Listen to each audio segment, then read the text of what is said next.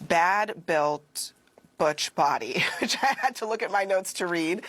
Any regrets about that kind of language, especially given that you were trying to make a point, frankly, about decorum in the hearing room? I have no regrets. And I'll tell you why.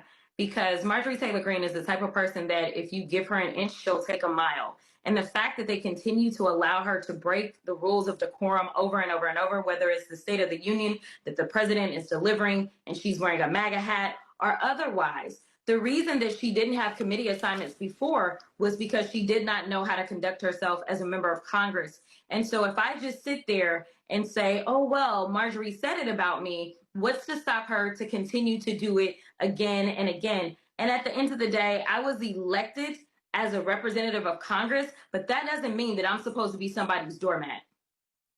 But Michelle Obama famously said, when they go low, we go high. Are those days basically over?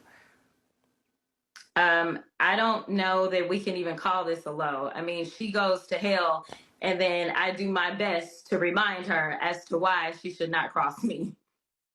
So one of your colleagues, Jamie Raskin, actually suggested that some members might have been drinking. Others have said that as well, making that suggestion. That's a pretty serious allegation. Do you think that that played a factor here? I think with Marjorie Taylor Greene, it doesn't require alcohol for her to be unhinged. I'll be perfectly honest.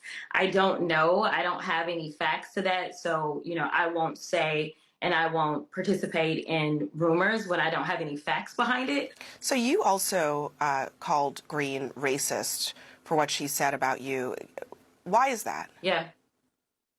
Because as I've received so many amazing compliments from MAGA America throughout my time in Congress, a lot of times when I would go viral, instead of them trying to address the things that I laid out in a very factual way, what they would try to do is say, oh, look at her hair, or look at her nails, or look at her lashes. And they would all then associate anything that I do as a form of beautification with being quote unquote ghetto. And so to me, she was just basically repeating the nonsense that MAGA world is constantly putting out there, because I am not the only woman in Congress that wears lashes. And there are women on her side of the aisle that wear lashes as well as hair extensions. But she's never felt like that was a dig that she needed to take at anyone, except for me, a Black woman who sits on the committee. And then, of course, she went after AOC and called her unintelligent, a brown woman that sits on